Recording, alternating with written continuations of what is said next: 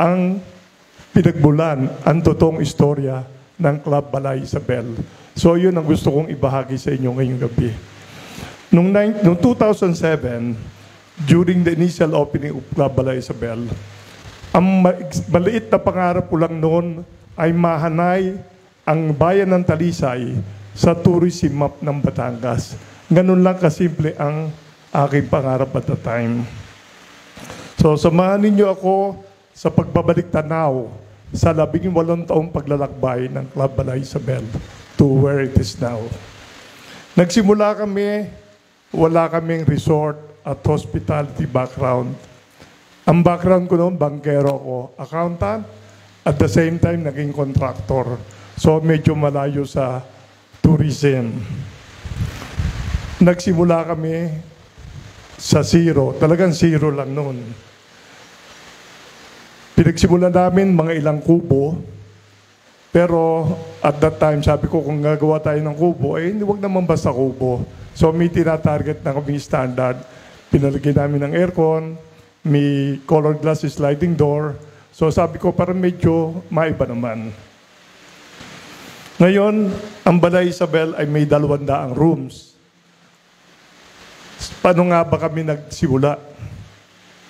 Noong 2005, inalok ako ng Manila Bank ng credit line.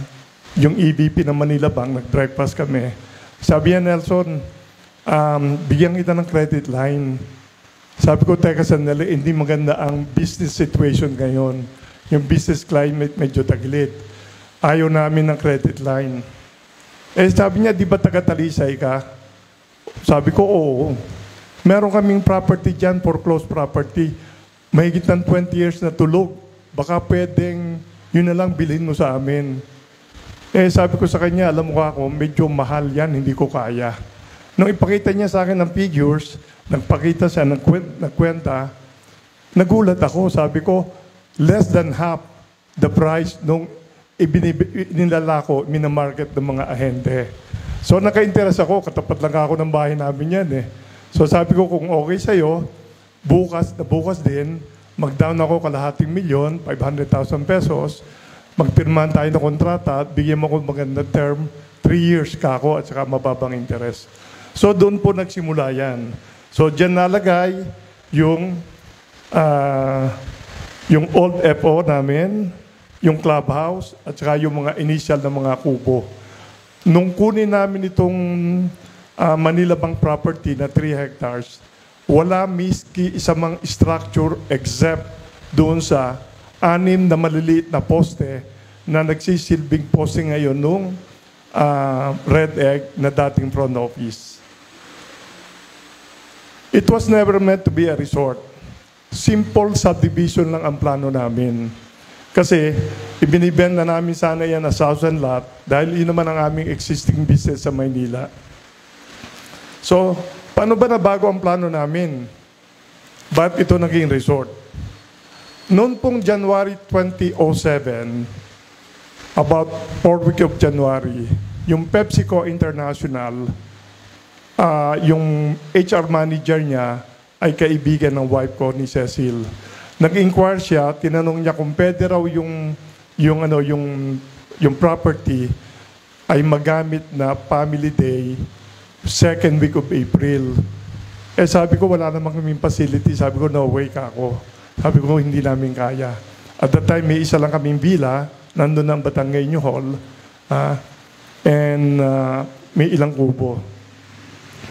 Noong mga 2nd week of February, yung Hewlett Packard nag-inquire, baka naman pwedeng kami ay sa 3rd week ng April, magkaroon kami ng company team building.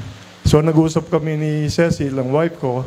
Sabi ko, mukha naman maganda to, bakit hindi natin subukan? Yun. So, noong February 15, we signed the contract with both Hewlett Packard and PepsiCo. So in 45 days, we have to deliver 12 hotel rooms na bago. Yung clubhouse, at that time na magpirma kami ng kontrata, ay mga poste pa lang, wala pang bubong. At yung pool ay katatapos pa lang hukayin. Naglalagay pa lang kami ng structure. Pero awa ng Diyos, lahat ito na-deliver in more or less 45 days. Noong July 2007 of the same year, nagkaroon ako ng presentation sa Australian investor sa Gold Coast sa Australia.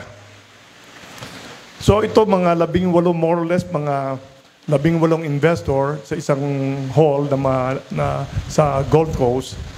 And at that time, wala naman ako material na dala. Ang dala ko lang noon ay floor plan kasi yung aking renderer, yung mga perspective ng Hotel Sana ay hindi umabot doon sa biyahe ko. So ikinikwento ko lang sa kanila, ganito magiging itsura niyan, ganito ang port story yan, habang bumababa, dumadami yung unit, lumalapad yung view. So every unit may view of the lake. But remember, not one of these 18 investors, prospective investors, hindi pa nakarating sa Pilipinas, hindi pa rin nakarating sa Talisay, definitely. So, ang tanong nila, paano naman, anong mangyayari sa investment namin, ano bang prospect? Sabi ko, ang Talisay ay 7 kilometers from Tagaytay. Ang Tagaytay kako is a favorite tourist destination south of Manila. So, very popular kako yon. And they have a very big wedding market. Makuha ko lang kako 2 to 3% ng wedding and tourism market sa Tagaytay. Sabi ko, buhay tayo. By the time I left in 5 days, they signed for 2 building, 42 units. And after 2 to 3 months, makita nilang maganda yung progress ng construction namin, nag-sign up sila for another building, which is a Concilio. Umabot ng 7 to 8 units yung total investment nila. So, noong 2008, nag-acquire kami ng 3.5 hectares sa Meralco Foundation. Dito nakalagay ang present front office, yung big pool. At noong 2009, na-acquire namin ang 1 hectare na Pisigan property. So narito ang helipad, narito ang Aplaya Pavilion, nandito ang chapel ng Balay Isabel, at narito rin ang 17th century church ruins ng Sala. Ang Sala is the Old Tanawan. So ang Talisay is the Old Tanawan for the information ng ating mga kababayan dito. So yung Tanawan, nalipat sa may Banyadero, yung lugar, property ni Pisan Dennis Hernandez. Tapos nung pumutok na naman ang bulkan, siguro nagsawa na sila sa kalilipat, inilagay na ang Tanawan to where it is now. So yung church ng Tanawan na yon, yun yung permanent location niya. Noong 2011, na-acquire namin yung property ni Asbury. 1,500 square meters more or less. Ito kasi napakagandang frontage, may existing na structure. Kasi yung owner ng property, tawag namin si Mr. Suave, is an American retiree. Laging inireklamo kasi lagi nasa Balay Isabel. Sabi niya, hindi siya makapag-imbita ng mga disente niyang mga kaibigan kasi yung dadaan papasok doon sa papunta ng bahay nila ay napakakipot. Sabi niya, in fact, tingnan mo yung aking SUV. Kaliwat kanan, puro gas-gas. Kasi manipis lang yung daan niya. So sabi ko, pwede naman tayo mag-usap, mag-ex-deal na lang ako tayo, bigyan kita ng unit dito sa Balay Isabel, ibigay mo sa akin yung property. So nagkasundo kami, nakuha ko yung property niya. Noong 2012, napunta naman sa amin yung property ni Nenar Nicolas. At noong 2014, yung De Leon property na 2 hektarya, nakuha namin na kinalalagyan ngayon ng Lake Forest Mansion 7 and 8 at saka nung Wellness Center at yung Kawabat na to be open and your organics na i-revive namin yung farm-to-table packages. Yung 3.5 hectare na Meralco Foundation, yung 1 hectare na Pisigan, yung Esburi, Nicolas Properties, na-acquire namin yon partially or majority nun ay ex-deal. Kasi wala naman kami masyadong pera. Pero awa ng Diyos, natapos namin very smooth yung transaction, na-deliver namin yung commitment namin sa kanila. And all of this, yung mga katransact namin ay nagpapasalamat kasi ang sabi nila, this is one of the best deals they ever had. So ano ba ang mga naging hamon ng Balay Isabel doon sa 18 taon? Ang malaking hamon sa amin noon ay kami ay bagong player sa industriya. Walang background sa resort hotel management. Yung mga initial guests namin, ang nilulutong pagkain galing lang sa bahay namin, yung maid lang namin na nagpiprepare. Pero over time, we were able to adjust our skills and we were able to master the business. Nagsimula kami sa limitadong financial resources, 500,000 pesos lamang. Isang resort na sa ngayon po ay wala siyang property mortgage obligations kasi yung mother company, TechnoAsia, ay siya initially nagpautang pero konti na rin lang ang utang ng Balay Isabel sa TechnoAsia. Ang isa pa ring hamon, ang epekto ng Taal Volcano eruption noong 2010, 2020 at yung walang katapusang volcano scares. Alam niya ni Mayor NDN, alam ni Admin, kasi pagka maraming nagtitreat na magkakancel ng mga booking, hingi kami ng letter from the LGU at saka Peoples. Ang isa pa ring hamon na sa tingin ko ay maswerte ang mga taga-Talisay, hindi natin ito naranasan. Itong 2025 na hotel booking meltdown sa Tagaytay at karatig na lugar. So, yung mga kasama natin sa industriya sa Tagaytay ay nagpahayag ng pag-aalala. Kasi mula nung summer, Holy Week, nagulat sila, ang hotel booking nila ay bumabagsak ng napakalaki. Pangalawa, ay nagbabawas din sila ng empleyado. Yung mga restaurant kumikita naman okay pa rin. So sabi namin, ang nakikita kong magandang paliwanag dyan, naging efficient na yung ating road network. Ang Tagaytay has become accessible.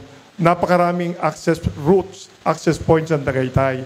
So yung mga taga Manila at karating lugar, siguro gagawin nila sa Tagaytay, kakain, mamamasyal, tapos maiisip nila, hindi na pala namin kailangan matulog dito. So, nabawasan ng malaki ang market nila sa hotel. Ito po ay swerte tayo mga taga-Talisay kasi unique ang Talisay, unique ang mga resort dito sa atin at hindi tayo naapektuhan ng itong problema. So, nasaan na ang Balay Isabel ngayon?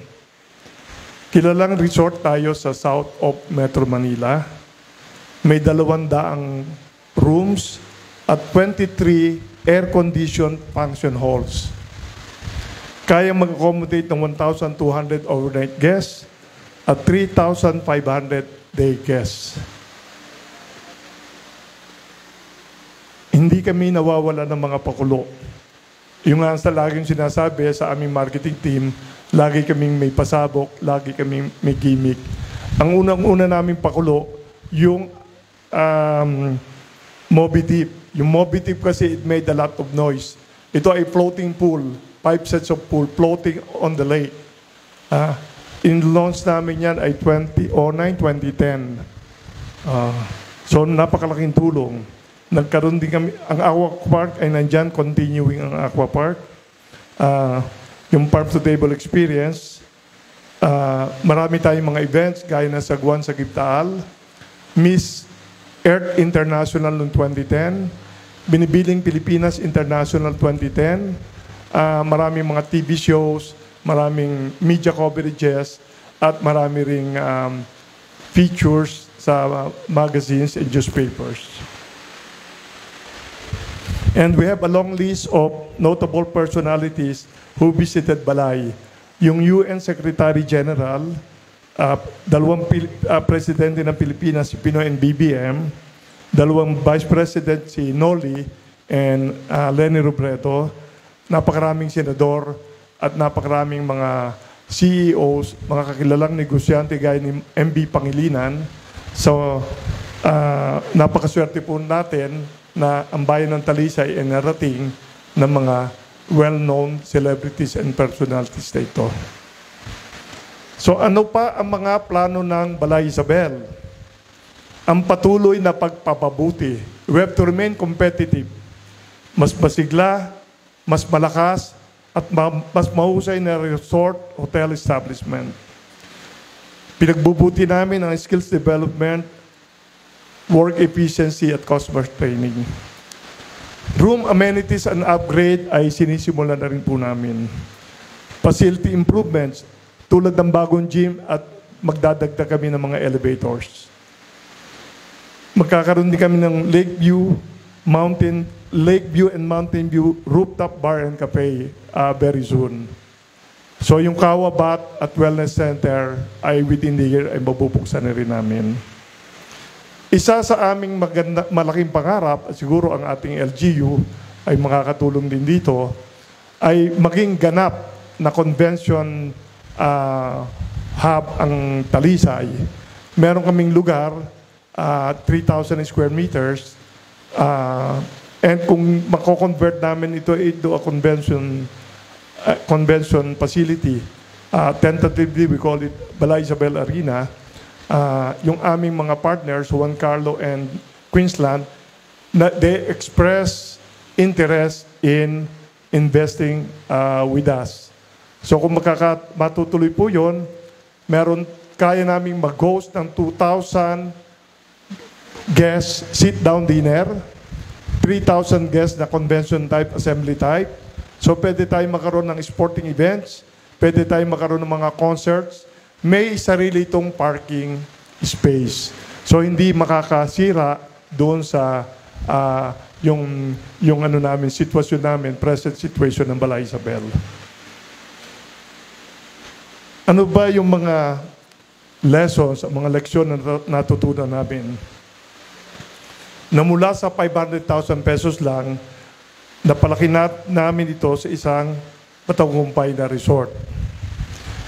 Ito ay nagpapatunay yung tinatawag naming power of pure passion.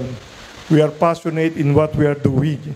We put our heart and soul into everything that we do at Club Balay Isabel.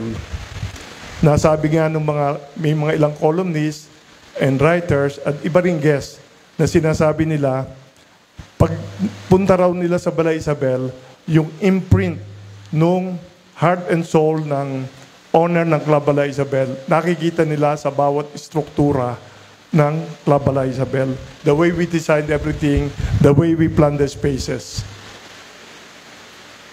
Ang pinakamalaking aral, lagi kong sinasabi sa aming mga tao, ang buhay ay parang sigat. Piso, tamang piso, takal ang taya, takal din ang panalo. Pero sa Balay Isabel, natutunan namin, kapag inilagay mo ang puso mo at kaluluwa sa isang bagay, lalo sa ating trabaho, higit na mas malaki ang kapalit nito.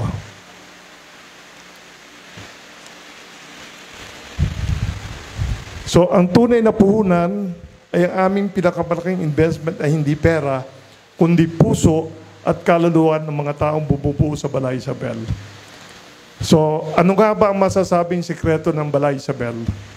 Sincerity, ang bawat serbisyo ay mula sa puso. Yung small town ambience, pakiramdam ng mga guests ay nasa sariling bahay sila. Yung sense of belonging, parang dito, lahat ay bahagi sila ng pamilya. At ano naman ang positive impact ng Balay Isabel sa bayan ng Talisay? I think we help open doors to more tourism establishments. Nung unang nagsisimula, marami nagbubukas, sabi nila, uy, magbubukas ang Unidas, baka makabawas sa negosyo ng Balay Isabel. Sabi ko, mas maraming pagpipilian ang mga turista, ang ating mga guests, ay makakatulong sa marketing at makakatulong din sa bayan ng Talisay. And true enough, maraming nagbukas ng mga bagong tourism establishments after Balay Isabel, pag sila'y mas maraming booking ang Unidas at kulang sila ng room, nagbabato sila sa amin ng guest. In fact, kung minsan may malalaki silang event, hindi nila kaya napapasa sa amin. Kami naman, pag kinukulang kami ng room, lalo na nung last weekend, kulang kami ng room, punong-puno kami ilang araw, ay kami naman ay kumukuha ng room sa kanila. In fact, nakakaabot kami sa NBN, nakakaabot kami sa Sampaloc, Caloocan, yung mga may resort, pag kinukulang kami ng room. Yung First Commercial Bank ng Talisay, Veterans Bank, ay malaki din na nitulong sa atin kasi sinikap ko na mabigyan sila ng package, rental package na hindi nila mahihindian. So, ang gusto ko lang noon, makapag-open sila dito sa Talisay. Kasi wala noon tayong bangko na may checking account. So, ang ginawa ko, yung first 2 years, halos giveaway, mababa. So, sabi ko sa nila, pag happy kayo, at maghahatak tayo ng rate, third year and above. And it worked very well. Yun ding, nung buksan namin ng Shell, hindi ako pumayag sa kanila doon sa, ang negotiation ko doon, sabi ko sa kanila, kukunin ko ang Shell na provider natin on the condition na ang rate na ibibigay nyo sa amin, ang gas, ang pump rate ng gasolina, ay yung the lowest in Manila, at the time Las Piñas. Las Piñas yung survey namin. Huwag yung rate sa SLEX, huwag yung rate sa Talisay. Kasi dito at that time, matataas ang rate. So nung okay na kami, tapos ng kontrata namin, natayo ng ang structure, may mga signs na ng Shell. Nung maglo-load na sila, ang binibigay sa akin rate ay mataas. Kasi sabi niya, sa Talisay, ganito ang rate eh. Sabi ko, hindi naman tayo nag-uusap ng Talisay rate eh. So sabi ko, kung hindi nyo ibibigay yung pinag-usapan na rate, sabi ko, I'm willing to cancel our contract. And sabi nila, what about the signages? Gumastos ka na doon, kalahating milyon. Sabi ko, okay lang ako. Naghihintay ka ako ang total sa akin. So the following day, pumunta ka nilang vice president dito sa akin, sa Talisay, and they gave us the preferred rate that we want. Kasi sabi ko, yung mga guests ko sa Balay Isabel, para maggasolina dito, kailangan ang rate nila ay competitive, parang rate sa Manila. Pero kung ibibigay mong rate sa kanila ay yung rate dito na mataas, aalis sila, hindi sila magagasap. So yung forecast nila dati na, sabi niya, siguro ang refill nyo dito, 1 tank every week or every 2 weeks. At isang tank lang ay binigay sa amin. Ngayon, nag 2 to 3 tanks kami, refill every week. Ang tanki namin from 1 naging 3 na. So, that's progress for the town of Talisay. Ang isa rin malaking, sa tingin ko nakatulong kami, we help introduce Milan to our clients, mga known personalities, mga columnists. So, tuwan-tuwa sila kasi pag 2-3 araw na sila sa amin, ay at the time, iisa pang aming restaurant. Sabi niya, Nelson, saan ba rito may masarap na makakainan? Sabi ko, Milan ka ako, masarap, parang lutong bahay. Up to now naman, they live up to our expectation. At yung mga palengke products namin, lalo na yung bitad, yung biya, at dati ini-introduce namin yan sa mga kliyente namin, sarap na sarap sila. Saan ba makakabili? Sabi ko sa palengke. At that time, 350 pesos lang per kilo ang bitad. Yung dried biya. Ngayon ay 1,200 na. Hindi na rin kami makabili. So, nagdatingan na rin ang maraming business establishments, gas stations, mini-marts, at saka nagkaroon ng increased demands for residential and commercial establishment. Ang property values ay, alam natin, malaki na rin ang tinaas. Ang Balay Isabel property tax based on original values, nung nagsisimula kami, the whole properties, more or less 100,000 a year ang real property tax. Sa ngayon po, ang real property tax, lahat-lahat na, pati yung nakatransfer na doon sa aming mga buyers, umaabot ng 10 to 12 million a year. Hindi pa kasama dyan yung more than a dozen permits, business permits and licenses, doon sa mga establishmento na nasa loob ng Balay Isabel at saka nandun sa commercial sa Shell. So ito ay nagresulta ng masiglang pangangalakal dito sa ating bayan ng Talisay. So ano pa ba yung mga opportunities dito sa Talisay? Napakalaki pa po ang Talisay. Napakalaki pa ang naghihinday sa atin na opportunity. Yung convention hub, yung ibang resort ay pwedeng mag-offer. Kasi talagang kami yung aming 23 na convention hall ay madalas ay kulang ho kami. Siguro lalo pagka yung mga peak season, yung magpapasko, yung summer season, maski ngayon na sa iba ay parang lean month, pero karamihan ngayon nagpaplano yung mga negosyante. So, maganda makilala ang Talisay as a convention hub. Weekend getaway, napakalaki pa rin market dito. Napakaraming Airbnb opportunities. Maski sa bayan ay palagay ko ay magkiklik pa rin to. Pero sa Miranda at sa Trangka, ayan si Tess Pantoja meron sa Trangka at napakarami kong kakilala rin sa Trangka na may mga Airbnb at saka sa Miranda. And pagdating sa food business, malaki pa rin. And sa business opportunities ay napakalaki ang potential dahil tayo ay 1 hour away from Manila.